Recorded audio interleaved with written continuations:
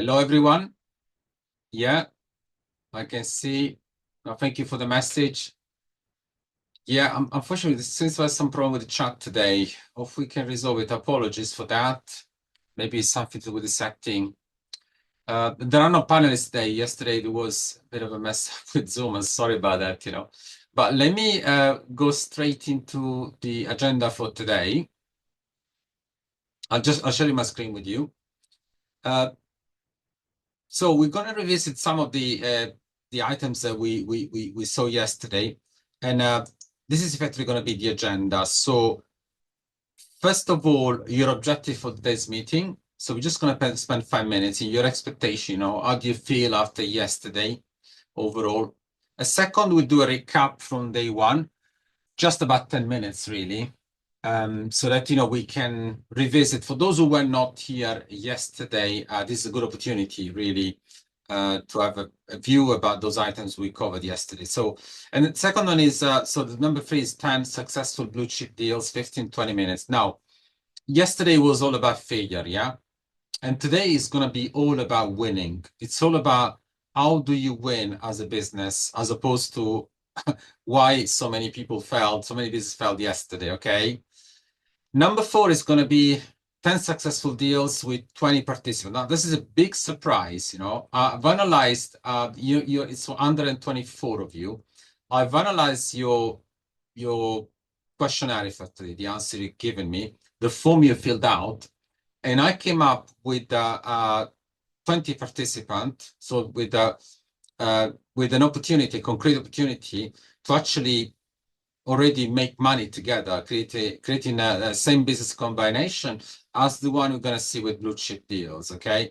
So that's something that, I bet you're not going to find into so many webinars, really, yeah? And then eventually, I'm going to present the form that you need to complete by Monday, 1 hour before the webinar. It's going to be another 5 minutes. And then there's going to be some space for Q&A, okay?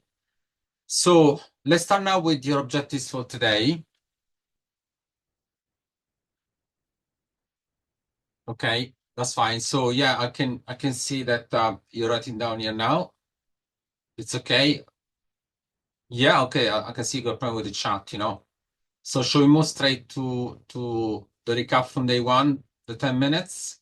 Okay. Well, let's go straight to the recap from day one. So let's see what we did yesterday. Yesterday I was explaining to you that this program is effectively a declaration of war against business failure. So it goes so well beyond finance. And in fact, I was showing you yesterday that when you work with me, you're actually working with so many other partners that I have in my network. One of them is DD Consulting. Now, DD Consulting is an M&A boutique that is doing, that's been doing integration, separation, and special situation in general for 23 years, effectively. And in another page, I will show you the caliber of the business that been working with DD Consulting. Then I told you about the newsletter. This is called the Exponential Blueprint. And the fact that I've also got partnership with joint venture, effectively with software developer and with marketing businesses as well. And then there's also another partnership which is important to me, which is a virtual closer. It's effectively my closer coach. Effectively, when you deal with me, you can actually potentially reach out to a closer service. Yeah, it's very important because we find so many times so many people are telling me that they have a big problem in closing deals. Okay. Now, this is what DD Consulting did. As you remember yesterday, we were talking about the big blue chip businesses that have been serving. And I'm working with these people every day. So we're trying to sort of sort situation out with such big companies, Unilever, BP, you see the big names, Chubb in insurance. So we got Hitachi, we got so many names here. So you name it, but especially when you come to me, you also have access to this M&A ecosystem, okay? Now, let's go back to yesterday. We did have a look at the average business survival rate. We found that, facts do not lie, already in the first year of existent, 80% of businesses will survive, but 20% will fail. Now, that failure will increase over time. By the end of 5 years, I think it's already quite significant. Half of the businesses will be surviving, the other half will have failed. And then only 35% will have survived after 10 years. So these are really the numbers. So there's nothing that we can actually hide from here. Failure is unfortunately very, very common. Yesterday, we also mentioned that the GDP of the world is $105 trillion as of 2023.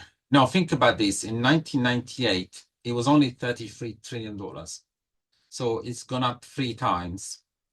And the projection for 2050 is that it will go to $220 trillion effectively. So what that means is, this means, as you said yesterday, you are part of this, okay? It's all yours. The opportunity for you to get a slice of the pie is all yours. And this is what we are here for today. And we were there for yesterday as well. So you need to understand that whenever you sell some of your services, some of your products, you are participating in the growth of the GDP.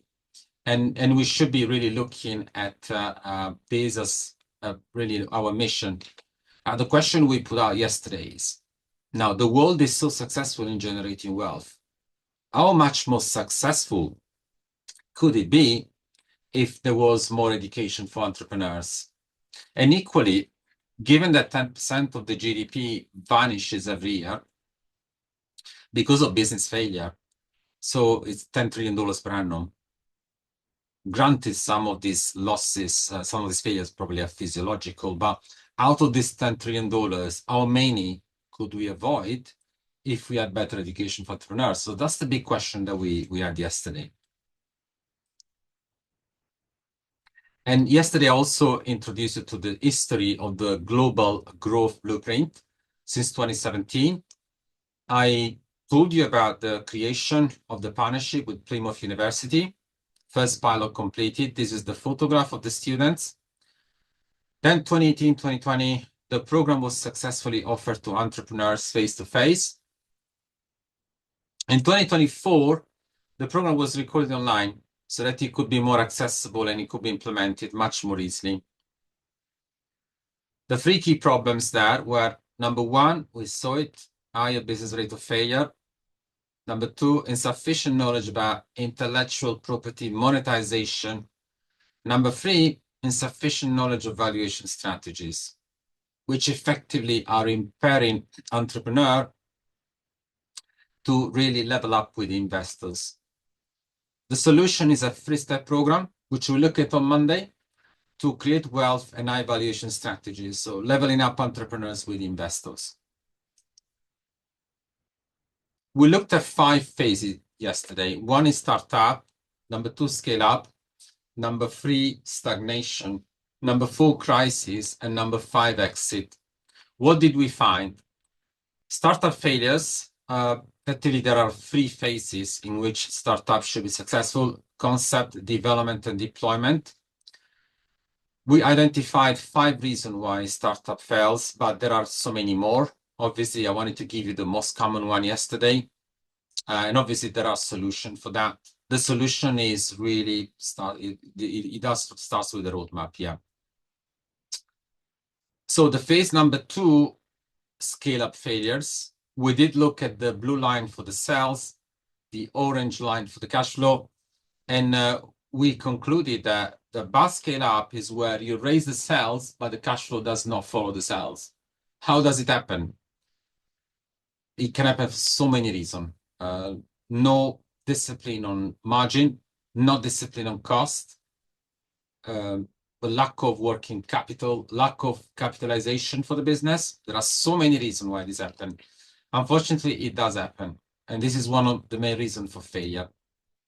A good scale up instead is this one, where the cash flow will go will follow the sales, yeah? Mind though, I'm not talking about profit, yeah? Because profit can be manipulated, while cash flow cannot be manipulated in accounting, of course.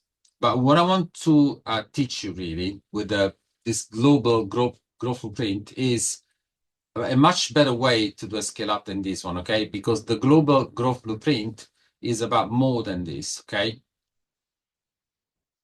Stagnation failure is when the sales are not increasing, they're stagnating effectively, as the word says, and the cash flow is also stagnating.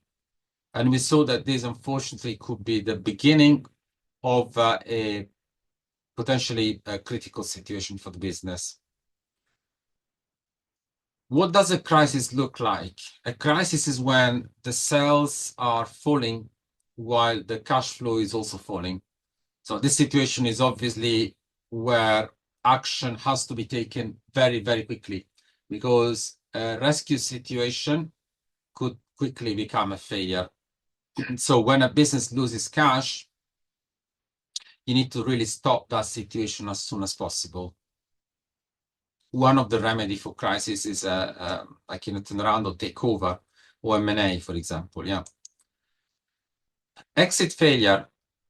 Now, this is a successful exit implementation. This is the ideal plan.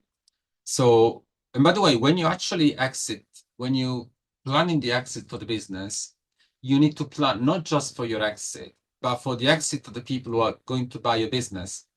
So say you want to exit your business in 5 years, then you need to plan for 10 years, because those who are going to buy the business from you need to really make money after you. So if you sell it at a certain price after 5 years, then they need to spend another 5 years growing the business after you. So that's an essential framework. So you prepare the sell while you scale, first phase, then you negotiate, and then you execute, okay?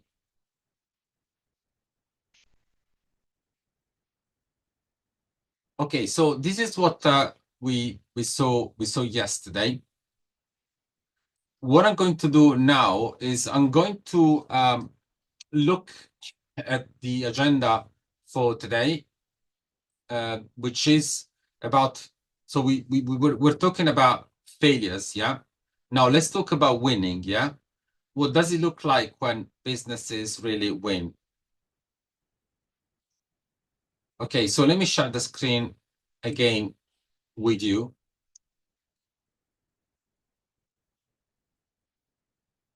So these are proven strategies. So this program exists so that you as entrepreneurs can actually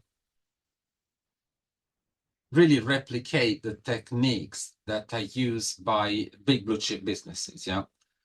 So it's about really democratizing this, because most of the time when anyone starts to undertake an activity, they don't tend to really know about what big businesses do. They think that it's out of their reach, and it isn't. And I'm going to show you today, it's going to be a big surprise for all of you, because after showing you what the big businesses do, I'm just going to show you what you as a small business can do, okay? And I selected, as I said, 20 businesses out of these 120 that are represented here in this webinar, to share actually the success that can be achieved with this thinking. Now, what are we looking at today? We're going to look at the blue chip blueprint, okay? Double blue, by the way. So 10 case studies, just going to show you really real world example, royalty selling, joint ventures. Then we're going to look at actionable strategies for your business. Now, the interactive exercise, I've done it for you, and you'll be very surprised when you see it, okay? And then we're going to go to the rope up and the next step, okay? Okay, so we are learning blue chip strategies. They are used by industry giants, okay? So the big businesses that become bigger and bigger and bigger to secure high value deals, expand globally, attract investors, okay? Let's look at the first case study. let's look at Gillette, yeah? Now, remember in some of the LinkedIn posts, I said that Gillette actually is effectively selling blades in the same way as Microsoft sells licenses, yeah? It's the same concept of utilizing your intellectual property, which is monetized as a result, okay? So this is what happened. Gillette, in order for you to use the product, they make you pay every time you use it, you know? And that's what we call a recurring revenue stream strategy. We can call it royalty. Obviously, some people say, well, royalty probably is too much, you know, for this, but you know, it's effectively royalty. So what did Gillette do? It did licensing agreement. It partnered with local distributor to expand market reach, yeah? So if you're a business that want to expand, you don't just go and set up another office in another country. You just partner with those who can do it for you.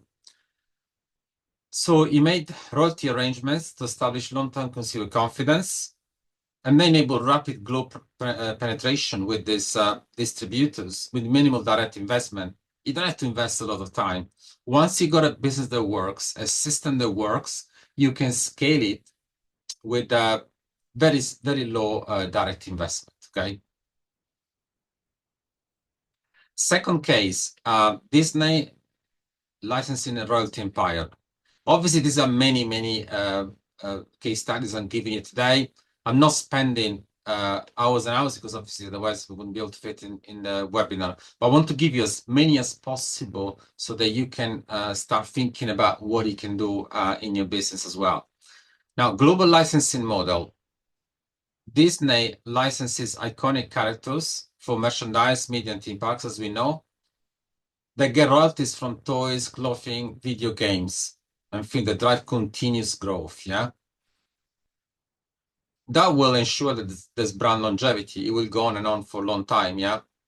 So strategic licensing partnership ensure Disney is always relevant culturally, okay? Now, there's another case study I want to show you, a McDonald's franchise and JV model. Now, franchising is the top complexity in terms of complexity when it comes to royalty strategy, intellectual property monetization, while joint venture is the most simple. They do both. So they combine franchising and joint venture to balance global consistency with local adaptation. Then they also look at where they operate. They make sure they customize according to the region. So they partner with local businesses to tell you menus, operation. So you don't sell the same menu in India as you do in USA, for example, of course, yeah. Then global brand standardization, but you always ensure you got the same experience, yeah? The uniform quality, service across international markets. Yeah? Obviously, the menu will be different country to country, but the experience will be the same. Coca Cola bottling partnership.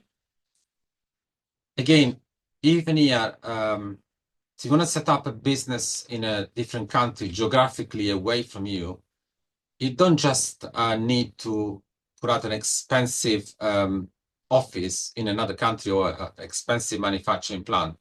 You partner with regional bottlers so that you can expand efficiently while maintaining control. Yeah. You can have global reach, local adaptation. So you can customize the product according to fit regional tastes and regulation. And then scalable growth. Yeah. With joint venture, you can penetrate new markets quickly and cost effectively. Okay. Again, this is an example of leveraging yourself with other businesses as well who can partner with you. Okay. Let's come to Nike now. Nike is a great example of licensing and partnership approach. Yeah. So strategic licensing. Nike partners with manufacturers to expand product lines efficiently. So local market adaptation. So basically, they collaborate with regional distributors, make sure that they tailor the marketing and sales strategies. And then they do brand integrity and growth. Ensures partner aligns with Nike's innovation and sustainability standards. So as you can see, it's all about leveraging themselves out with intellectual property monetization. So you go licensing, Then distribution, yeah. So again, partners, which obviously they are distribution and licensing. It's all about intellectual property monetization. This is how you create real wealth. Now, Starbucks, strategic joint venture in Asia. So there are local partnerships where Starbucks collaborate with regional firms to navigate market entry barriers. Yeah. So this is where Starbucks chooses a less sophisticated method. Yeah. They make it more tailored. The brand experience is more tailored. So the store design is customized to reflect the local culture and preference. You're not going to have the same experience in India or in Australia as you would have in Thailand, for example, okay? The rapid market expansion with this joint venture, which are, again, the most simple way, and no franchising, yeah? Joint venture with Starbucks enables Starbucks to scale efficiently, yeah, while maintaining brand quality. So again, there are so many ways to monetize your intellectual property. You don't have to just franchise, yeah? In this case, it's joint venture. Let's come to Apple now. So Apple has got an ecosystem revenue model. Well, it doesn't need to have its own developer because the developers externally, they earn royalties through App Store purchase and subscription, okay? So that's important because that allows leverage, yeah? So again, royalties are very important for Apple. We win growth strategy. So innovation is always at the forefront and ensure that Apple really benefits from every transaction. It's like a money machine, you know, every time. You don't think it's a royalty, but it is. Because when you pay Apple for a certain product, you know that Apple is paying royalties to a developer, for example. So effectively, you're paying for royalties. You know, you think there isn't royalty, but there is, yeah? Then scalable and sustainable. So continuous income for developers so that the digital economy is fueled, okay? Microsoft and Intel, in the case, they called it the Winter Alliance, yeah? Now, this has gone on for so many years. Microsoft and Intel, they partnered to create an industry standard PC ecosystem. Ecosystem means like, you know, they're both working together. Intel is doing semiconductors, while Microsoft is doing the full desktop and also software as well. So market domination, this joint innovation has allowed a widespread adoption of Windows power devices. And then enduring collaboration, decades-long partnership, continues to shape computer industry as we know, yeah. So again, this is an example of market domination thanks to a joint venture. Effectively, we can call it joint venture, but it's effectively a big partnership, yeah. Now, another case study is BMW and Toyota. They collaborated together to enhance their research and development effort. It's a joint venture focused on hydrogen, fuel cell, and sustainable mobility so that they can shape the future, yeah? So that they can really go to the next generation, clean energy vehicle technology. As you know, I've been in clean energy for so many years. So, I mean, yeah, I'm very familiar with the story. Resource and risk sharing, pooling expertise, reduce development costs, and accelerate innovation, yeah.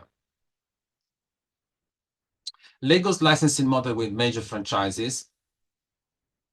Now, blockbuster partnership. Lego secured licensing with major franchises like Star Wars and Harry Potter. So Lego is good at making toys, and Star Wars and Harry Potter, they need someone who can do it for them. So this is a win-win situation. And licensing obviously allows for revenue stream that are continuous. Expanding brand reach. Now, the franchise collaboration, they obviously are very important because they make the brand so popular with massive fan engagement and global sales, yeah? And then the growth is sustained because the strategic licensing, they just give you continuous revenue. It's lifetime, it's going and on and on. And obviously the brand goes on for the long time. There's lots of longevity. It's a long-term brand relevance, it says here. Now that I show you this example, we need to think about actionable strategy for your business, securing our high value deals. Yeah. So how are we gonna do this? Well, I've done the work for you. You'll be surprised to see what I've done for you today. So I created your joint venture, but you can keep on really playing about this across your network, not just across the network of this webinar, of course. Yeah. And all those strategies, obviously, they will attract investor, of course, because showcase a scalable model with clear metrics and proven success story. Okay. And that's it. Let's do this interactive exercise together. Let's look at our strategy. So, as I said to you, big surprise, because I'm going to show how 20 of you, which is 124 business that register for this webinar, they actually qualify for really this strategy. So first of all, yeah, I'm happy to open to some question now. In the meantime, I'll share the analysis that was done to show you how this can become a scalable situation also for all of you. So in effect, we always tend to think that only big businesses can do big deal. True, big, they can do big, but small businesses can do small deal that can become much bigger in proportion than the biggest deal. Yeah. So this is why I want to show this to you today, and this is why this program exists. It exists so that you can do so much more than just selling and generating cash flow. This is about creating real wealth. Okay, about creating a business that can be very, very rich when it comes to generating wealth.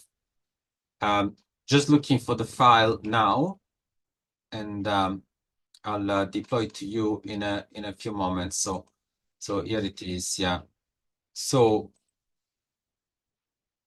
some of you are here today, by the way. Some of these 20 businesses, some are not, but I'll aim to share this with you very, very quickly. So yeah, 10 business deals. Yeah. So I'm just going to show you. I show you so far 10 business deal with big business. Now I'm going to show it to you with small businesses like you, for example.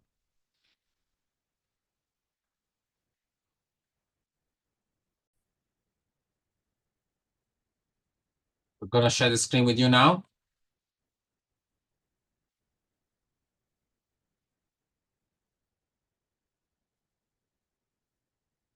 Okay.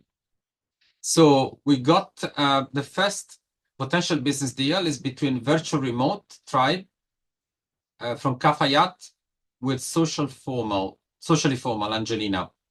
Angelina wrote to me and she told me that she's going to be on Monday. However, yeah, she's been included in this. So what's the deal type? This deal type is called strategic partnership. Why? Because Virtual Remote Tribe offers remote work solution, while Socially Formal specializes in social media marketing. They can collaborate to enhance remote work, branding, and visibility online. Okay? So that's how these two businesses can benefit. By the way, this 10 example really of two businesses each, they're obviously not exhaustive, because if you look in your network, if you look into so many other details about a business that I don't know about, you can find so many ways to actually do private venture. Number 2 deal, a funnel studios Angelique plus Smiling Cells Nils. And this is a service exchange. It's another type of deal type. So A Funnel Studios provide digital marketing, while Smiling Cells focuses on sales strategies. A joint campaign could integrate marketing, automation, and sales. Okay, right. So this is how we could actually look at this business. Number 3, Royal Make Business Muhammad Umar Shafiq, and then CIIT Yasser Malik. Yeah.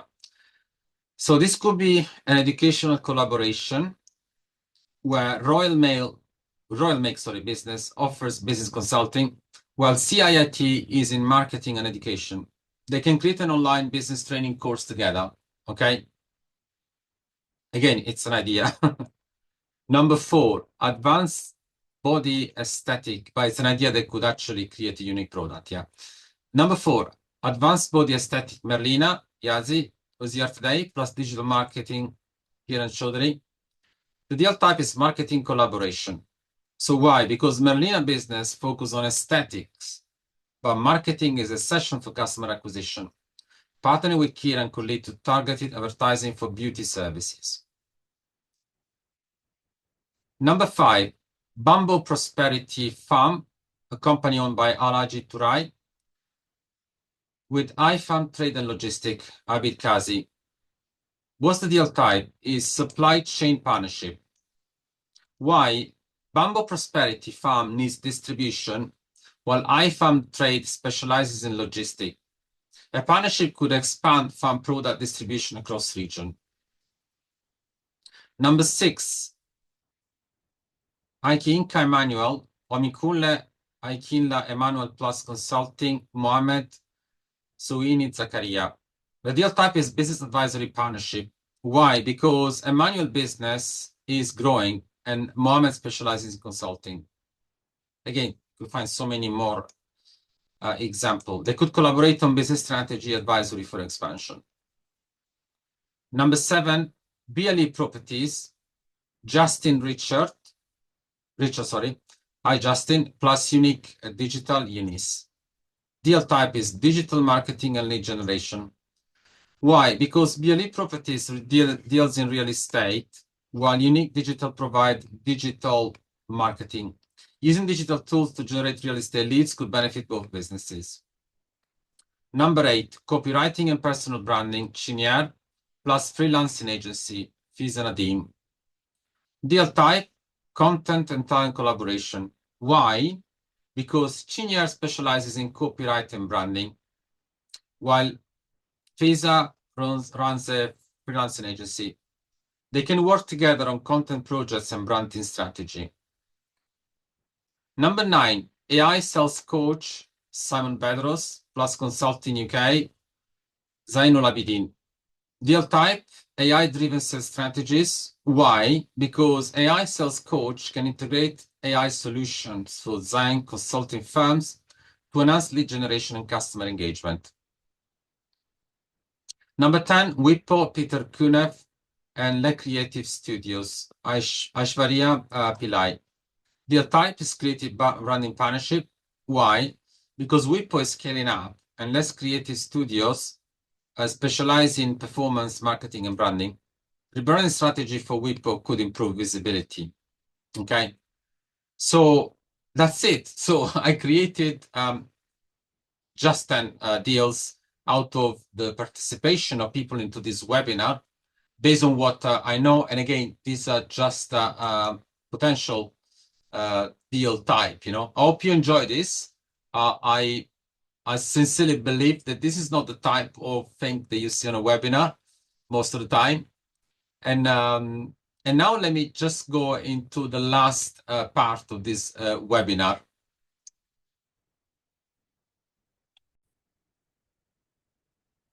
So I'm going to show you the form that you will need to fill before the webinar on Monday. So you got something to do over the weekend, but I promise you it's not going to take you so much time. Yeah, it's a type form. Now, by filling up this type form, it allows you then to get a discovery call so that we can find out more about how this global growth blueprint can help you. So let me just share the screen with you now. Effectively, the program will be called the Exponential Mentor Program. So let me share the form to be filled in. I'm just going to fill it up as if it's me really applying for this. So my name, so it's going to put Matteo Turi. There you go. My email address, like this.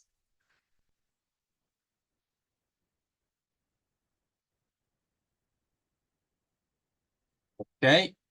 Then the next question will be about business name. I'm just going to put my business name here.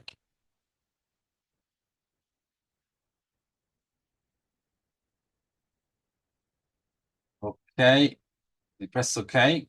What industry does your business operate in? So I'm just gonna put here financial services. What's the biggest challenge right now? You know, you can call it scaling difficulties, something like that. What are you currently monetizing? Are you currently monetizing your business intellectual property? I can say through IP. I mean, IP several IP strategies. Obviously, I will not put too much in here because it will be long. Have you previously raised investor funding successfully? How many employees does your business currently have? 6 to 20. What's your biggest concern regarding business valuation? Yeah, I mean, I don't have any of these, but I just pretend I sort of, I don't know. I struggle with investor negotiation, which is not true, but just write it as a question. Have you attempted international expansion? Yes, successfully. What are your priorities from the next 12 months?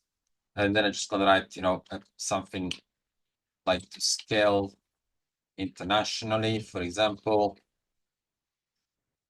Okay. What level of support are you looking for? Structured program group planning or personalized one-on-one implementation support. Full-scale advisory CFO service for long-term growth. What's your vision for your business in the next 5 years? I can say newsletter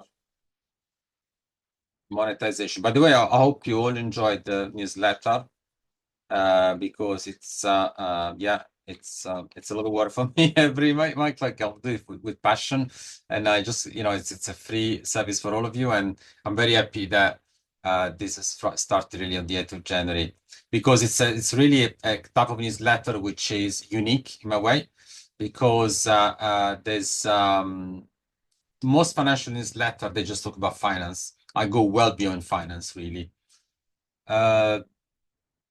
Do you have a structured exit strategy? Yes, well planned. What's your level of financial literacy regarding valuation strategies? Expert, understand valuation models well. And I submitted, okay? So that's it. That's what I would like to ask you to do between now and the webinar on Monday so that we can actually assess and see if then we go for a discovery call as well, okay? Look, it was fantastic to meet you all today, and really, I look forward to helping you. I hope you find something unique on this webinar, especially the big 20 that we found today. It was really fantastic. I mean, you all really apologize from me. I apologize because of the problem with chat. I mean, again, apologies maybe to nurse me because I'm not really that expert on Zoom webinar and. So these are the first I'm doing 2025. So thank you very much for your help. It was really great to have you on board. And I will definitely see you on Monday. And by the way, you can chat to me between on Monday. Also on LinkedIn, you can email me as well, ask me any question. Given that the chat didn't work today, the way it should have worked, apologies for that. But I'm happy to receive any communication, any correspondence in any other sort of shape or form. So thank you so much for everything, and we'll see you on Monday. Bye.